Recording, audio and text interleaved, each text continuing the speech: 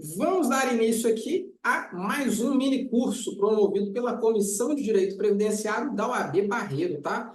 Para quem nos acompanha aqui, quem está online com a gente, né? A gente sempre tem uma sessão de perguntas aqui. Nós vamos ter 3 paradas para perguntas. Se quiserem mandar as perguntas no chat ou fazer a pergunta pessoalmente no momento, pode fazer, que a gente dá uma parada, responde todas as perguntas e depois a gente dá continuidade no conteúdo, beleza? O conteúdo que a gente vai trazer aqui é sempre de forma prática, tá? Então, a gente não vai falar da questão de regra de transição, aposentadoria especial, como era e como é. A gente vai dar aqui um critério objetivo, tá? Que é sobre a análise de PPP, tá? Que, para quem não sabe, é o perfil profissiográfico previdenciário, que é o documento que serve para comprovar o tempo especial, tá? O tempo insalubre ou periculoso, tá? Então, a gente vai dar início aqui. Queria agradecer a presença de todo mundo, tá? Que está nos assistindo aqui, para a gente começar esse mini curso, beleza? Para quem não me conhece, eu sou o Brian Santos Costa, tá? Sou presidente da Comissão de Direito Previdenciário da OAB Barreiro. E aqui eu já peço para quem não segue, começar a seguir aqui os nossos canais, tá? @OAB Barreiro, @comissão.prev.oab Barreiro, e aqui seguem minhas redes também, tá? De Instagram e no YouTube. Esse vídeo aqui a gente sobe depois para a plataforma do YouTube, porque nem todo mundo consegue ter essa disponibilidade de assistir online, beleza? Então, tá aqui meu currículo, que pouco importa, tá? Então, a gente vai aqui para o conteúdo, beleza? Quem não segue, segue as redes sociais da OAB Barreiro e depois dá uma comentada lá, tá? Que eu sempre tenho que agradecer, que esse mini curso só é possível pelo nosso presidente, o doutor Adriano Braga, que está sempre incentivando a nossa comissão, e a nossa subdelegada, a doutora Ana Cláudia, que está sempre fortalecendo o nosso trabalho da comissão, tá? E incentivando. Então, depois, vai lá na rede do OAB Barreiro lá e agradece também. Fala assim, que mini curso espetacular, tá? Puxa uma sardinha para a gente lá, beleza?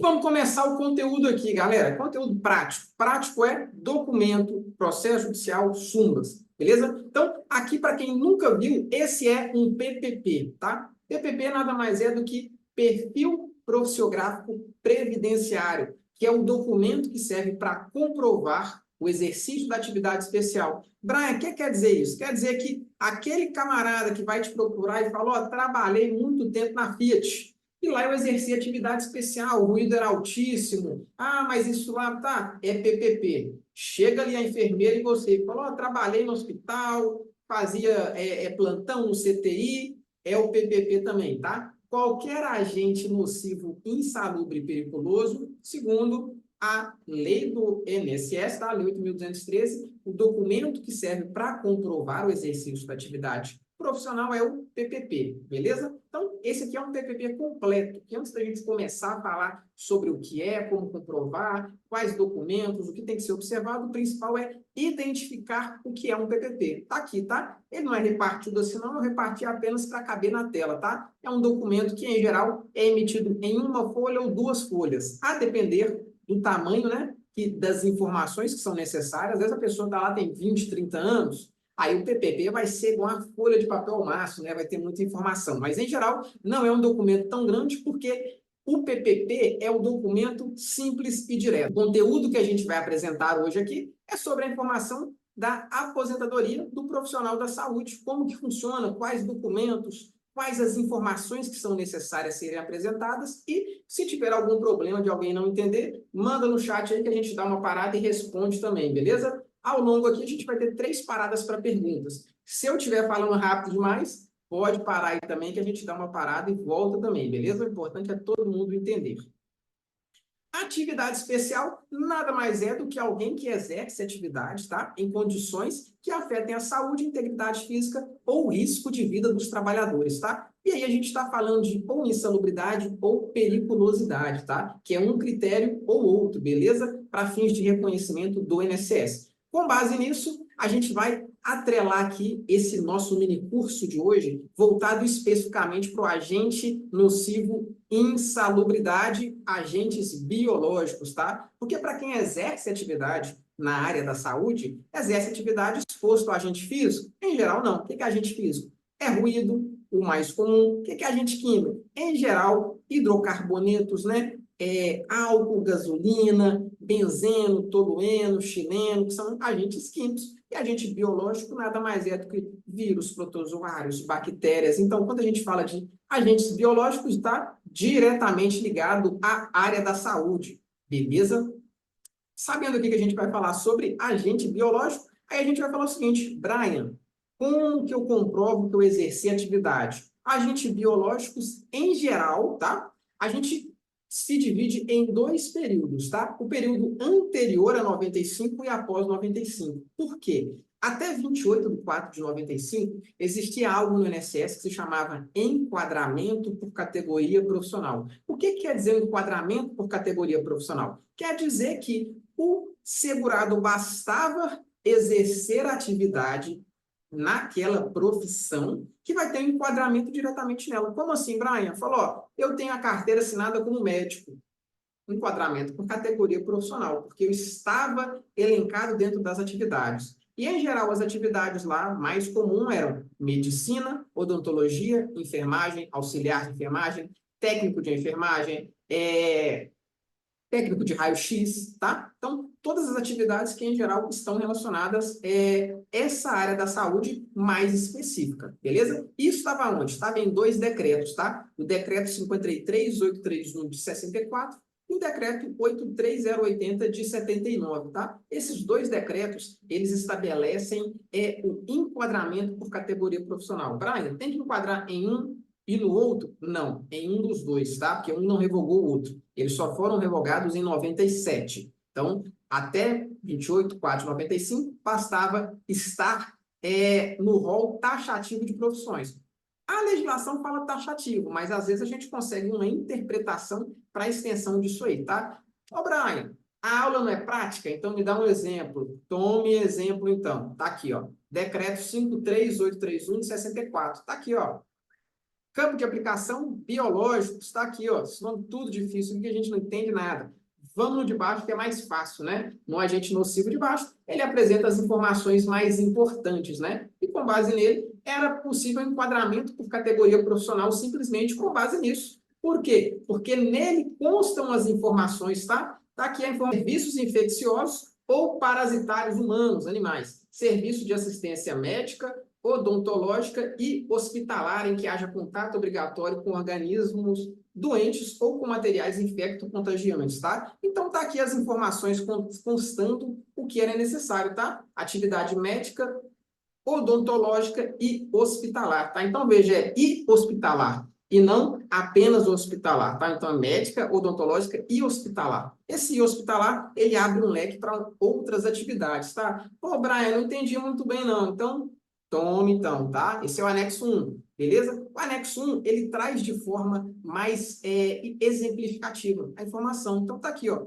Trabalhos em que haja contato permanente com doentes ou materiais infecto-contagiantes, médicos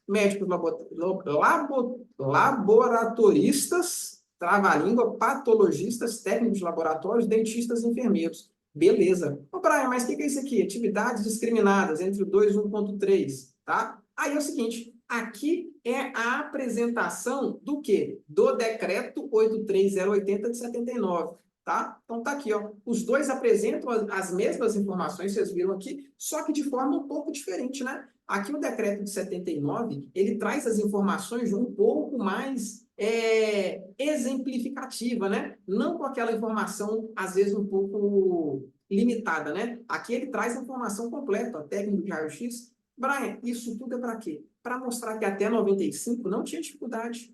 Hoje você pode fazer o processo administrativo do INSS, tem que pedir, tá? Que o INSS reconhece, é um enquadramento de categoria profissional para quem pede, beleza? Então, técnico de raio-x, está com a carteira assinada? Meu amigo, não precisa de documento de PPP, entra, pede um enquadramento por categoria profissional. Ô, Brian, mas não precisa, mas é bom? Eu sempre gosto de juntar PPP, tá? Porque o INSS está sempre aí para nos surpreender, né? E mesmo tendo o enquadramento por categoria profissional, se o INSS não quiser reconhecer, ele vai bater o pé. Então, eu sempre penso que o INSS vai negar e a gente vai ter que entrar na justiça, tá? Então, sempre pense em instruir o documento com o PPP, que é esse documento tão glorioso, né, que a gente sempre tenta apresentar para comprovar a atividade especial, que com ele não tem erro, não. Beleza? Então, partindo disso, a gente já sabe o quê? trabalhou na área da saúde até 28/4/95, está constando nas carteiras algumas dessas atividades aqui, ó, é batata, tá? Não tem o que discutir, beleza? Então vejam que aqui o INSS apresenta as informações que muita gente, às vezes, não para identificar, beleza? Tá aqui, ó. É anexo 2, médicos expostos aos agentes nocivos, código 1.3 do anexo 1, beleza? Esse código é o quê? Agente biológico, tá? Que é o quê? Quem exerce atividade em ambiente hospitalar, beleza? Com exposição a contato obrigatório com organismos doentes ou com materiais infecto-contagiantes, tá? Por que eu estou explicando isso? Poxa vida, Brian, tem que explicar. Médico, vamos lá. Psiquiatra é médico? É médico. Ele tem contato com material infecto-contagiante? Em geral, não. E se ele tem uma clínica particular de psiquiatria? Aí mesmo que não vai ter.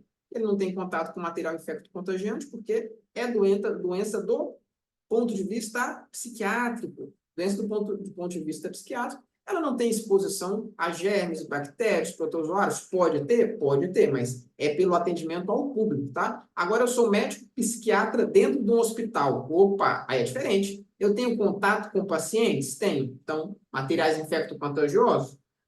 Como que é esse hospital? Peguei vocês, né? Porque e se lá só atende neurologia e psiquiatria? Neurologia, em regra, não tem material infecto-contagiante.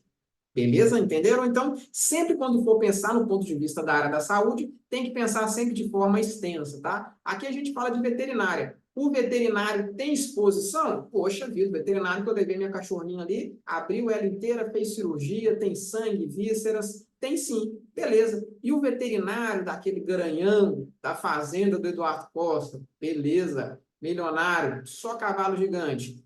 Poxa, faz atividade veterinária? Faz. Tem exposição a material infecto-contagiante ou algo que seja prejudicial à saúde? Em geral, a justiça entende que esses cavalos estão melhores de saúde do que nós. Então, em geral, esse veterinário não é reconhecido como atividade, tá? De área de saúde que traga, lembrando, algum risco à sua integridade, à saúde ou risco de vida, tá? Risco de morte. Beleza? Então, sempre pense dessa perspectiva extensiva, tá? Não apenas no conceito geral. Se é médico, reconhece? Não necessariamente. Beleza? Sabendo desse conceito introdutório, aí a gente vai entrar para esse nosso tópico, tá? Que é a partir de 29/4/95, tá? A partir de 29/4/95, passou a ser necessário ter documentos, tá? Que comprovem a atividade especial. Quais documentos? DIRBEM 8030, DSS 8030, SB40, todos esses documentos aqui, eles podem servir para comprovar o exercício da atividade especial. Ô, Brian, mas não é o documento PPP que a gente está falando aqui? Sim, mas o PPP ele passou a ser obrigatório a partir de 2004. Antes de 2004, eram outros documentos que tinham a mesma função do PPP, mas a apresentação das informações dele era de forma mais específica do segurado, tá? Não tinha informação mais detalhada sobre uma avaliação completa, tá? Então, era uma avaliação mais genérica e ali apresentavam as informações e nela fazia o reconhecimento e avaliação se aquela atividade era ou não era especial. Beleza? Então, agora aqui a gente vai começar a entrar dentro do conceito da nossa discussão de hoje, tá? Que é a análise de PPP. Brian, mas se a análise é de PPP, para que a gente falou disso agora? Porque nem todo mundo tem PPP e é necessário apresentar essa informação. Aqui já teve ação no escritório que nós vencemos por enquadramento de categoria profissional, que a pessoa, é muito comum, né, trabalhar lá nas antigas no hospital e o hospital faliu, fechou e não tem ninguém para emitir o documento. Como que vai fazer? Está aqui, ó. Se tiver período lá até 95, pede um enquadramento por categoria profissional. Logicamente, corre atrás da empresa para conseguir esse documento, mas se não conseguir o documento, faz um pedido de enquadramento por categoria profissional, tá? Que aí, na dúvida, se atira para todo lado para tentar obter o reconhecimento desse tempo especial, beleza? Com base nisso, a gente encerra aqui um tópico, tá? E aí a gente passa para a sessão de perguntas dessa parte inicial, caso alguém tenha, tá? Então, privilegiando quem está online aqui com a gente, alguém tem uma dúvida, crítica, sugestão, comentário, pode fazer a pergunta, pode mandar no chat, o que ficar mais fácil para vocês, tá? Alguém tem alguma dúvida? Doutor Brian. Fechado. Sem mais pergunta, dou-lhe uma, dou-lhe três. Vamos voltar aqui, então, para o nosso conteúdo, tá? Tá aqui, ó. Atividade especial na área da saúde, PPP e LTCAT, tá? O PPP e o LTCAT, tá aqui a informação espetacular, beleza? Que a gente acabou de falar um pouquinho lá atrás, tá? A partir de 1º de janeiro de 2004, a forma de comprovação da atividade especial.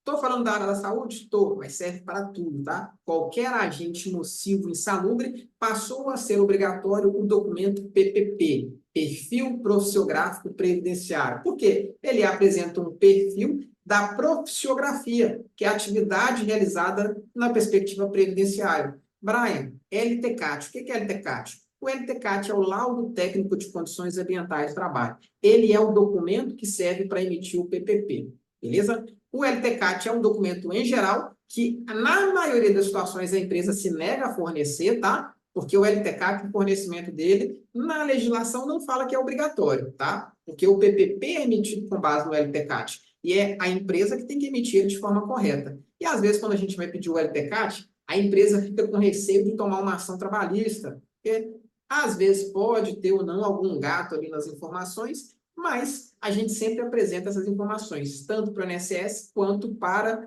o processo judicial, quando necessário, tá? Por quê, Brian? Porque a área da saúde, galera, é uma discussão gigante. Já cansei de pegar ações no escritório aqui, que a gente tem funcionário que entrou no mesmo período, exercendo a mesma atividade na mesma empresa. Um reconhece e outro não. Por quê? Porque a área da saúde, o agente biológico, ele apresenta as informações de forma interpretativa, tá? Então, ele vai sempre interpretar algumas informações, tá? Então, não tem como a gente saber. E isso a gente sempre deixa claro para o cliente. Fala, ó, não sei se vai reconhecer, mas vamos instruir da melhor forma. Como? Analisando o PPP de forma correta e um LTCAT. Beleza? Então, tá aqui a dica. Ó. Se a empresa faliu, a gente respondeu um pouco a pergunta aí do doutor João Pedro, e tá aqui, ó. Vá até o sindicato, confira o síndico da massa falida. Massa falida é o quê? É a massa falida que representa aquela empresa. Trabalhei na Fiat, a Fiat faliu. A Fiat vai entrar nesse processo de falência, ela vai representar um síndico, que é quem vai gerenciar as responsabilidades fiscais, tributárias, previdenciárias e trabalhistas, tá? Então, lá eles vão apresentar essas informações. Não conseguir? Vou pesquisar na junta comercial, o sócio da empresa. Vou verificar processo judicial de aposentadoria de antigos funcionários, tá? Como última alternativa, prova testemunhal e perícia indireta, tá? Em geral, é nessa ordem que a gente tenta procurar. Brian, eu consegui um documento no sindicato. É bom eu tentar também com o síndico da massa falida? Sim, o máximo de tentativa possível, tá? Porque a gente sempre tenta instruir da melhor forma possível, tá? Para comprovar exatamente a atividade especial, beleza? Então, é isso aí, beleza? Estou vendo aqui uma mensagem do João Paulo Pereira de Souza. Que pena, estou sem áudio. Tem problema não, João Paulo? Pode mandar a pergunta no chat aí, que daqui a pouco a gente dá a parada 2 de 3 para responder também, beleza? Então, se tiver aí, pode mandar pergunta, beleza? Escrita que a gente responde também, tá? Vamos dando sequência aqui. Tá aqui, ó. Fica a pergunta para vocês aqui, ó. Pode responder ou não, ou pode ser uma pergunta retórica, tá? O segurado contribuinte individual pode obter reconhecimento de atividade especial para fins previdenciários? Vamos lá. Segurado contribuinte individual pode reconhecer atividade especial para fins previdenciários? O que quer dizer? Eu era médico, tinha uma clínica particular minha. Quem que emite o PPP para mim? Não tem ninguém, porque não é a empresa que emite. Se eu sou médico, eu não tenho uma empresa, né? Eu atendo, faço só o atendimento. Pode? Aí que tá, galera. Pode sim. Não tem nenhuma vedação legal, tá? E tudo que a lei não proíbe, ela permite, beleza? Assim funciona o INSS. Então, vamos lá. Pensando nessa perspectiva, tá aqui, ó. Beleza? Brian, informação. Nossas aulas são sempre prática, tá? Prática previdenciária. Prática previdenciária é decisão judicial, súmula, beleza? Porque administrativamente a gente faz a informação já se preparando para o judicial, tá? Então, para quem trabalha por conta própria, é possível sim um reconhecimento da atividade especial, beleza? Entendimento, jurisprudência pacificada do STJ é de que A legislação estabelece o quê? De que a atividade basta a comprovação do reconhecimento da especialidade, beleza? Súmula 62 da TNU, tá aqui também, ó. O segurado contribuinte individual pode obter reconhecimento de atividade especial para fins previdenciários, desde que consiga comprovar a exposição a agentes nocivos à saúde ou à integridade física, beleza? Então, é possível reconhecimento? É possível reconhecimento, sim, desde que tenha a informação comprovando isso aí, beleza? Aí vocês vão me perguntar, pô, mas aí o cara vai conseguir esse documento como? Se ele não trabalha para a empresa? Aí, cada um protege o seu, né? Então, como que ele vai conseguir? Ele vai ter que contratar um engenheiro de segurança do trabalho, tá? Ou médico. Eu, particularmente, são raras as vezes, tá? Que a gente vê um médico emitindo um PPP. Na maioria das situações, é mesmo engenheiro de segurança do trabalho, tá? Para emitir essa documentação. Então, aqui, o médico vai contratar, ou o dentista também, né? Que ele vai contratar um engenheiro de segurança do trabalho para emitir as informações lá, beleza? E nessas informações ele vai dizer se a atividade é ou não especial, beleza? Atividade é ou não especial, como, Brian? Está aqui, ó. Laudo técnico das condições ambientais do trabalho, LTCAT, tá? Por quê, Brian? Basta apenas o PPP? Neste caso, obrigatoriamente, não. Por quê? Porque eu exerço atividade para mim. Eu vou emitir o PPP para mim mesmo? Pode, não existe nenhum problema não, tá? Você, como representante da empresa, vai emitir o PPP ou o engenheiro de segurança do trabalho, desde que tanto um quanto o outro seja fundamentado no laudo técnico de condições ambientais, beleza? Respondendo a pergunta que já vou adiantar, o PPP sem LTCAT tem seu valor probatório reduzido? Para agente nocivo da área da saúde, sim, beleza? PPP sem LTCAT não tem tanta força. Beleza? Por quê, Brian? Porque o LTCAT, gente, para quem não conhece, é laudo técnico das condições ambientais do trabalho. Beleza? Como? Ele vai falar o seguinte: a Gorete, ela é técnica em enfermagem, ela faz uso de EPI? Sim ou não? Quais? Qual foi a periodicidade da troca desse EPI? De 6 em 6 meses? Porque uma coisa é eu receber um EPI hoje e outra é eu receber um EPI hoje e ele só ser trocado daqui a 5 anos. Tem eficácia? Não tem, tá? Então, por isso que o LTCAT ele vem para apresentar essas informações, que ele vem para apresentar as informações do ambiente de trabalho, tá? Como que é realizado, como que é o layout da empresa, quais EPIs que são fornecidos, o que é utilizado. Então, da área da saúde, tá? PPP sem LTCAT tem seu valor probatório reduzido?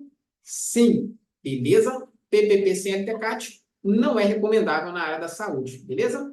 Para quem entrou agora e não pegou no início, tá aqui, ó, PPP, Perfil Profissional Previdenciário, tá aqui. Quem nunca viu, esse é o monstrão, tá, de 7 cabeças, beleza? Ele é o documento que serve para apresentar todas as informações essenciais, tá? Ele vem apresentando as informações essenciais do que deve ter para reconhecer o exercício dessa atividade especial, beleza? Brian, tem informação demais aqui, rapaz. Eu tenho que focar no quê? Vamos lá. Agente biológico, tá? Agente biológico tá na NR15. Quem não conhece a NR15 é a norma regulamentadora 15, tá? É a norma regulamentadora da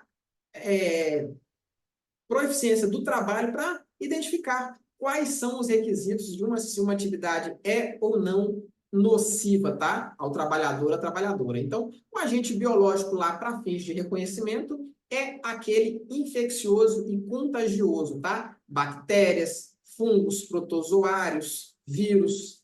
Em geral, esses são os termos, tá? Às vezes coloca lá também vísceras, pode também, tá? Mas o mais comum é da gente ver bactérias, fungos, protozoários e vírus, tá? Não importando a forma de transmissão desses agentes. Basta a informação constando ali a exposição a esses agentes nocivos, tá? Trouxe aqui alguns exemplos para vocês, tá? Trabalhos em estabelecimento de saúde em contato com pacientes portadores de doenças infecto-contagiosas ou com manuseio de materiais contaminados, tá? Isso aqui é o que está na legislação, tá? Não sou eu que disse não, porque paciente portador de doença, ninguém porta uma doença, né? Então, tá aqui conforme está na legislação, tá? Só transcrever. trabalhos com animais infectados para tratamento ou preparo de soro, vacinas e outros produtos. Então, veja, são todas atividades que estão diretamente ligadas. Como a gente falou lá no início, aquele veterinário que só mexe com o animal cavalão, manga larga, machador,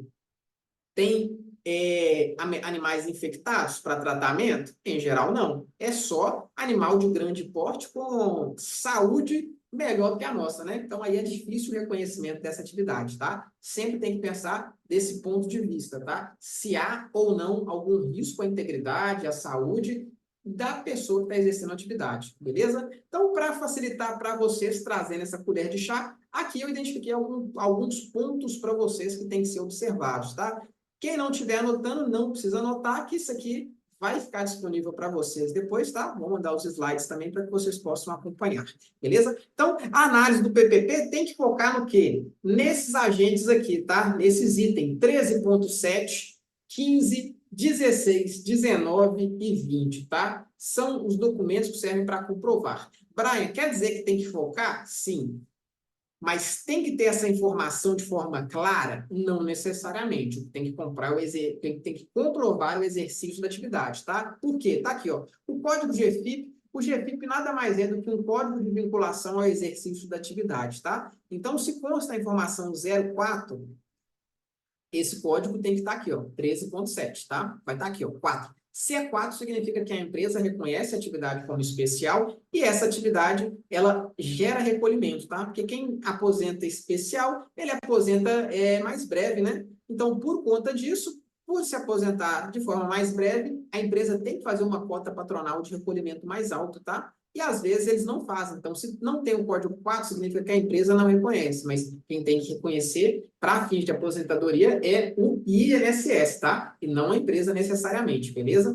Outro item está aqui, ó, o item 15 inteiro, tá? Qual foi o período? Qual que é o agente? É físico? É químico? É biológico? Qual que é o fator de risco? Intensidade de concentração? Qual que foi a técnica utilizada aqui, tá? Quais são essas informações para fins de qualificação, beleza? Então, essas são as informações que tem que constar em um PPP. E aqui, logicamente, né, tá aqui, ó, responsável pelos registros ambientais. Quem emitiu esse documento? Tá? Nome do profissional legalmente habilitado. Qual que é o registro dele da classe? Que vai ser o CREA dele, né? Que é Engenheiro de Segurança do Trabalho. Aqui o NIT e aqui o período, tá? Ô, Brian, mas e se nesse 16.2 aqui, ao invés de botar o NIT, ele botar o CPF? Tá errado? Tá errado, porque o documento pede NIT, não CPF, tá? Mas é um erro vencível? É um erro vencível, tá? Então, o INSS pode emitir uma exigência, mas há a comprovação do exercício da atividade, tá? Então, aqui um exemplo prático, né? Se é prática previdenciária, vamos trazer exemplo prático para vocês, beleza? Sabendo disso aqui, a gente trouxe aqui um exemplo de um PPP, tá? Extraído de um processo real aqui do escritório. Vejam, o código GFIP aqui está zero. Se está zero, significa que a empresa, neste caso aqui, a Cooperativa de Trabalho em Saúde Limitada, ela não reconhecia essa atividade realizada aqui de técnico de enfermagem como atividade especial. E a própria empresa não fazia o recolhimento. Beleza? Beleza. Poxa, e aí, Brian, como é que vai ser isso? Não vai ter o reconhecimento especial? Vamos verificar. Descrição da atividade, galera. Isso aqui é essencial demais, tá? Ter uma descrição do que realmente é realizado pela pessoa. Então, tá aqui, ó, atendimento ao cliente, paciente em domicílio hospitalar, realizando a administração de medicamentos vias parenterais, oral e manipulação de sondas e ostomias diversas. Suporte ventilatório em pacientes com uso de dispositivos específicos, como traqueostomia e ventiladores mecânicos. Está aqui, ó, que ela fazia o atendimento a pessoas em estado de atendimento clínico mesmo, beleza? Então, não era a técnica de enfermagem lero-lero, tá? Então, era que atividade muito exposta, beleza? Pô, mas esse código aqui regaçou ela, não regaçou, não? Aqui, ó, o EPI era eficaz? Não. Trabalhava para a cooperativa? Sim. Cooperativa emitiu documento, período de 2011 a 2020. Tem aqui, ó, profissional legalmente habilitado? Tem. Toda a documentação aqui está correta, exceto esse código GFIP, tá? Brian, reconheceu? Aqui a gente não entra se no documento não está correto, não. Então tá aqui, ó, o período de... Aqui o INSS tinha reconhecido administrativamente um período aqui, que tem padrão nenhum no INSS, né? E aqui o juizão falou, 2011 a 2020, está aqui, está certinho, ó. Podem ser enquadrados conforme o PPP acostado aos autos, que é esse aqui, ó, que comprova que a parte laborou exposta a vírus e bactérias sem EPI eficaz. Está aqui, ó, sem EPI eficaz, beleza? O período de 2000, esse aqui é um outro PPP que nós não trouxemos, mas com isso aqui teve o período reconhecido, tá? E aqui o próprio juizão fundamenta, ó, decreto 53831 e o 83080, tá? Que fala sobre o reconhecimento, o tempo especial das atividades, tá? E ele apresenta a própria fundamentação que a gente utilizou aqui atrás para apresentar essas informações, beleza? E com base nisso foi reconhecido. Brian, aqui por que você não pediu para retificar esse código 04? Por quê? A gente sempre faz avaliação do custo-benefício do pedido para retificar. Porque quando eu peço para retificar, a empresa pode retificar qualquer coisa, não necessariamente o que eu pedi, né? Então, pensa aqui na perspectiva. Se eu peço para retificar o 04 e aqui ele coloca que o EPI é eficaz, eu prefiro que conste que o EPI não é eficaz. Tanto é que essa foi a fundamentação do juiz. Está aqui, ó, sem EPI eficaz, tá? Então, essa informação ela é essencial neste PPP aqui, tá? Porque aqui fala que ela tem,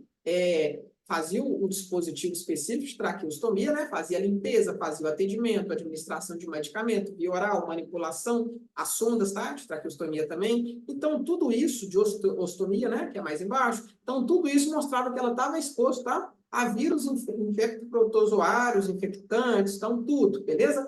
E aí, e se eu peço para retificar e ele bota aqui um EPI aqui, bota que botava luva, máscara, ele bota e tudo mais, capa de super-herói, e aí? Ia me prejudicar. Então, eu assumi o risco, passando, logicamente, para o cliente, falando, ó, não vamos pedir, porque aqui ele consta aqui que o EPI não é eficaz. Se o EPI não é eficaz, para mim está ótimo. Então, entramos, houve o reconhecimento do período total que a gente buscava judicialmente, tá? Então, isso são estratégias que a gente utiliza na via judicial, tá? Por quê? Brian, como que você faz isso? Se o juizão que toma a decisão, eu parto do pressuposto de sempre fazer a instrução administrativa e judicial, sempre extraída de decisão judicial, tá? Porque se é o que o juiz está decidindo, eu vou juntar com base com o que ele decide. Brian, mas como é que você faz isso? Rapaziada, todo mundo aqui é advogado, né? Quem não é estudante aqui, quem não tem um certificado digital, faça o certificado digital, tá? Hoje, com certificado digital, a gente acompanha qualquer processo judicial, tá? Que não tenha segredo de justiça gratuita. Então, caiu o processo ali, vamos olhar um processinho, ver o que o juiz está decidindo sobre isso. Aqui, hoje eu já não faço tanto isso mais, porque eu atuo exclusivamente com o INSS, né? Há 14 anos. Então, a gente já conhece quais são os entendimentos judiciais. Mas para quem está começando e não tem essa expertise, né? Já não tem esse traquejo de saber o que entende ou não, faça sempre essa avaliação, beleza? Analisando sempre o PPP e o LTCAT. Às vezes você pede a empresa para te fornecer o LTCAT e o LTCAT fala que a atividade não é especial. Você vai juntar? Não junta não, junta só o PPP. Só vai juntar o LTCAT e os outros documentos, se eles forem favoráveis para você, tá? Às vezes você pede para retificar um PPP e às vezes tem um documento que não está tão favorável, não junta ele não. Você vai juntar aquilo que é formado para te auxiliar, tá? Aqui a gente traz as informações que para o INSS não tem diferença nenhuma, tá? Pouco importa se a insalubridade é de grau máximo ou se a insalubridade é de grau médio, beleza? Grau máximo aqui é bem incomum, tá? Da gente ter essas informações aqui. Antigamente tinha bastante que era atividade em galerias de esgoto, tá? E lixo urbano, mas é quem trabalhava direto. Hoje em dia, em geral, a gente vê mais comum essa atividade aqui na área da saúde como agente de grau médio, tá? O agente aqui de insalubre em grau máximo é só para pacientes em isolamento por doenças infecto-contagiosas, bem como objetos de seu uso não previamente esterilizados, tá? Então, isso aqui é bem comum ter informações sobre isso aqui, tá? Em geral, o que a gente tem é a insalubridade em grau médio, tá? Que são atividades realizadas em hospitais, ambulatórios, postos de vacinação e em atendimentos destinados à área laboratorial e da área da saúde, tá? Que é o mais comum da gente ter o enquadramento, tá? Então, pouco importa se a atividade é exercida em grau máximo ou grau médio, tá? Basta que exista exposição aos agentes nocivos que a gente falou aqui, Beleza? Então, chegamos aqui ao nosso segundo bloco, tá? Finalizamos o segundo bloco de perguntas, tá? Então, respondendo as perguntas, privilegiando sempre quem está online aqui com a gente. Vamos ver que já tem uma pergunta aqui.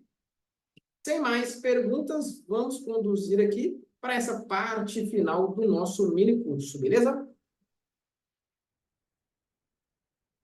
Tá aqui uma coisa muito boa que eu sempre gosto de trazer para vocês, que é tema, tá? Tema da TNU. O que é a TNU? Para quem não acompanhou nossas aulas anteriores, a TNU é a Turma Nacional de Uniformização. Brian, um juizado do TRF4 está decidindo uma coisa, um juizado do TRF6 está decidindo uma coisa, do TRF1 decidiu outra. Eu vou juntar a jurisprudência e lá eu vou pedir para unificar. Como? Com um pedido de uniformização de jurisprudência, tá? E ele pode ser dirigido tanto para a turma regional quanto para a turma nacional. A turma regional é quando eu tenho decisões de juizados diferentes que pertencem ao mesmo tribunal, tá? Ó, a primeira turma recursal entendeu uma coisa, a segunda turma recursal de Belo Horizonte entendeu outra. Então, o meu recurso vai ser dirigido à turma regional de uniformização, tá?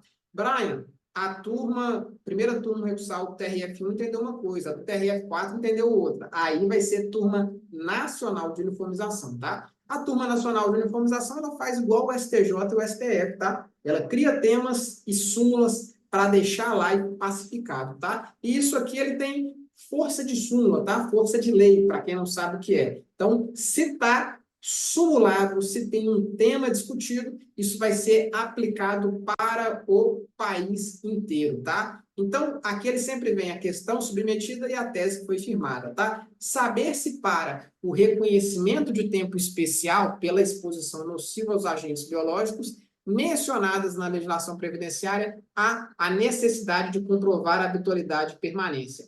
Aqui a gente vai juntar um pouco na pergunta, né? Essa última pergunta aqui que a Carolina fez para a gente. Vamos fingir que essa pergunta dela aqui era um médico, beleza? Nessa informação aqui, ó, é necessária a atividade ser habitual e permanente? Pô, o médico faz cirurgia todo dia?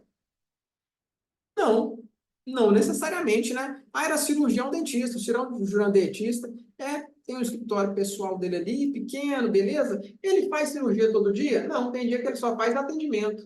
Mas aí é isso que ficou decidido nessa tese, tá? A tese firmou que existe probabilidade da exposição ocupacional, tá? De acordo com a profissiografia. Então, a exposição é indissociável da minha prestação de serviço, então não importa se é durante um tempo mínimo ou máximo da minha jornada de trabalho, tá? É possível o reconhecimento sim, tá? Então, o termo habitualidade e permanência, que é o que estabelece a legislação lá no artigo 53, parágrafo 3º da Lei 8.213, que fala que a atividade especial ela vai ser para aquelas atividades habituais, tá? E permanentes, não intermitentes, tá?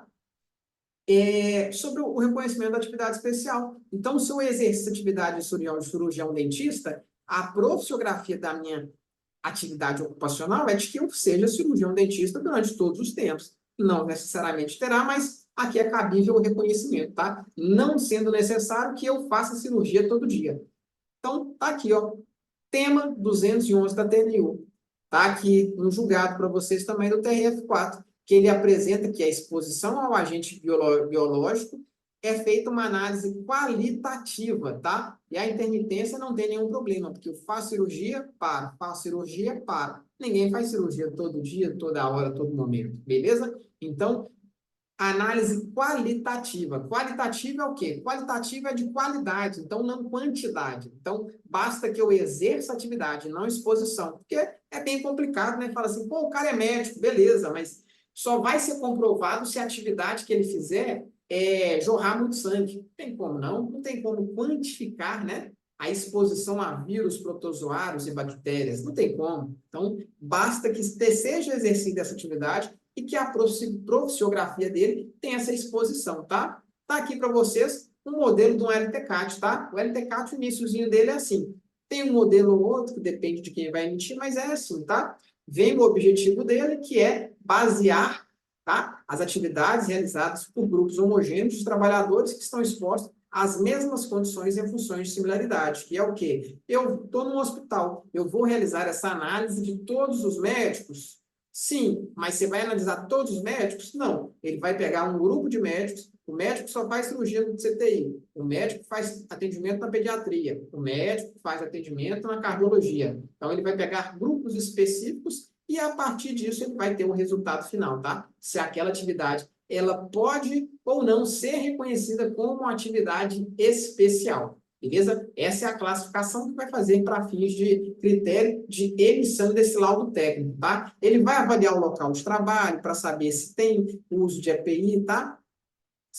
Qual é a frequência dos atendimentos, tudo isso é utilizado, beleza? Tanto para quem exerce atividade com a empresa, quanto para quem exerce atividade também como contribuinte individual, tá? E para a gente chegar nessa reta final, a gente traz aqui para vocês sempre súmulas e temas unificados da TNU, tá? A súmula 49, ela fala que para atividade especial antes de 95, tá?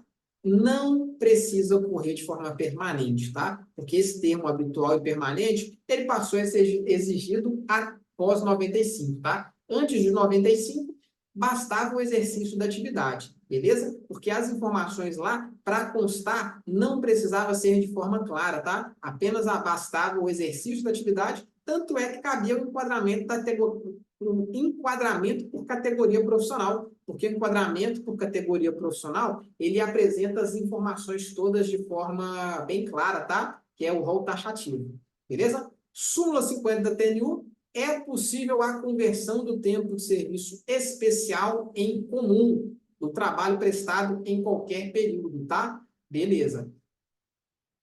É possível converter especial em comum? Sim, tá? Porque quem não tem tempo para se aposentar especial, às vezes compensa até mais se aposentar por tempo de contribuição, beleza? Lembrando que isso é possível, essa conversão, até a reforma da Previdência, tá? Até a reforma da Previdência, 13 de 11 de 2019, o período especial é possível converter em tempo comum, tá? É possível sim essa conversão e não tem nenhuma dificuldade, beleza? Até a reforma da Previdência, beleza? 13 de 11 de 2019, tá? Mas duas súmulas para vocês aqui. Súmula 55 da TNU. O laudo pericial não contemporâneo ao período trabalhado é apto à comprovação da atividade especial do segurado. O que é isso, Brian? É aqui várias perguntas de vocês, né? Que informaram aqui, Brian, a empresa fechou, não emitiu PPP, e a hora? O que eu faço? Tá aqui, ó, faz o processinho judicial e o laudo pericial não contemporâneo, tá? Ele serve sim para comprovar a atividade especial do segurado, porque o laudo pericial, ele vai apresentar se houve ou não alguma alteração do layout, tá? Falou, ó, quando trabalhava aqui no hospital,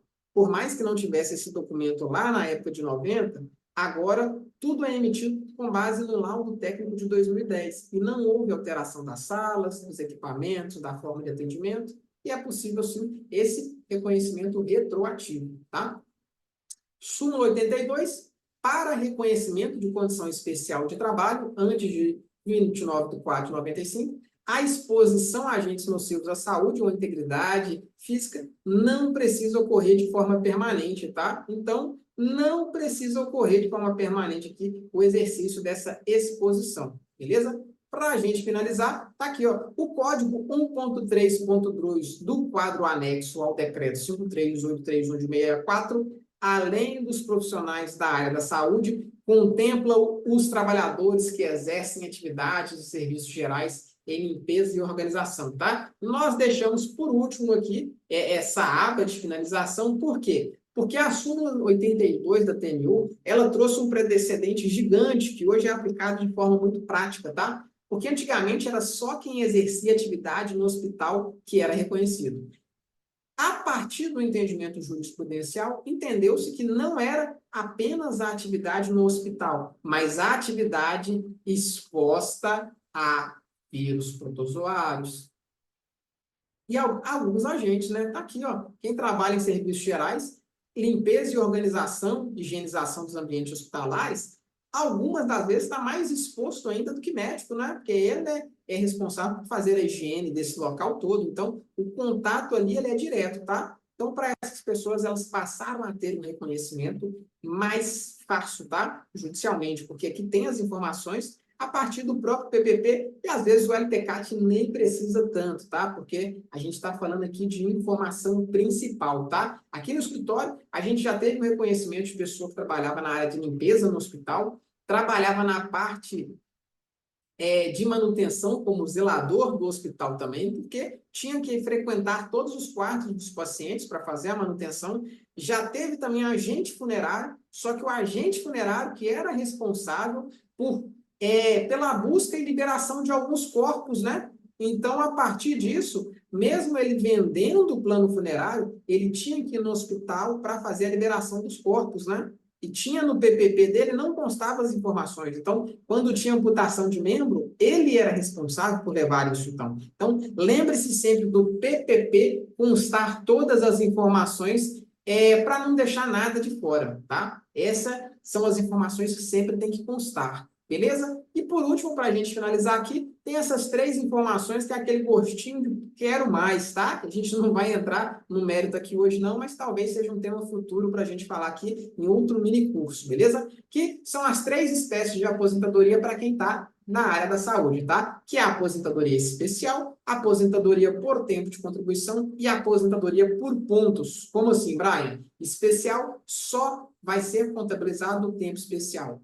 A aposentadoria por tempo de contribuição é a aposentadoria que a gente vai pegar o tempo especial e converter em tempo comum, beleza? Brian, mas por que talvez seja vantajoso isso? E a aposentadoria de pontos, a mesma coisa, porque ela vai pegar o tempo especial, o tempo de contribuição, somando com a idade, o tempo especial vai aumentar o tempo comum, no caso do homem é em 40%, no caso da mulher é em 20%, tá? Eu pego o tempo especial, eu converto em comum e o homem ganha 40%, a mulher 20% do tempo, tá? Por que eu exemplifiquei isso? Porque na aposentadoria especial, nem sempre ela é a mais benéfica para a área da saúde, tá? Vou dar um exemplo, às vezes o médico está recebendo ali 30 mil no hospital, ele vai aposentar, vai receber próximo do teto do INSS, só que quem se aposenta especial, após a reforma da Previdência, não é possível continuar exercendo atividade especial, tá? Então, se o médico é aposentado com uma aposentadoria especial, ele não pode exercer mais atividade médica. Então, a gente sempre faz um planejamento previdenciário para verificar qual é a espécie de aposentadoria mais vantajosa, tá? Para não sair no prejuízo. E nem sempre a aposentadoria especial é a mais vantajosa, beleza? Houve alterações no cálculo, então isso a gente sempre tem que avaliar para ver qual será a aposentadoria mais vantajosa neste caso, beleza? Então, chegamos ao fim desse nosso mini curso de hoje para a gente responder as perguntas. Mas, antes de responder as perguntas, né, a gente vai pedir para apresentar essas informações todas aqui para quem não pegou lá no início, passar agora, tá? Então, novamente agradeço aqui ao meu presida, doutor Adriano Braga, tá? Presidente da OAB Barreiro. Para quem não conhece, Barreiro é o caldeirão. Então, passa a seguir nossas redes sociais lá, @OAB Barreiro, @comissão.prev.OAB Barreiro, tá? @briansantos.adv, para deixar lá também. Quem quiser, curte, compartilha, comenta e só fala coisa boa lá também no direct da OAB Barreiro, pelo amor de Deus, tá? Vai falar coisa ruim lá não. E aqui, quem quiser também pode acompanhar os conteúdos por aqui, tá? Esse vídeo vai ser disponibilizado aqui depois também, tá? No YouTube, @BrianSantosADV. Lá vocês vão encontrar também os mini cursos anteriores, tá? Para que vocês possam acompanhar as informações por lá.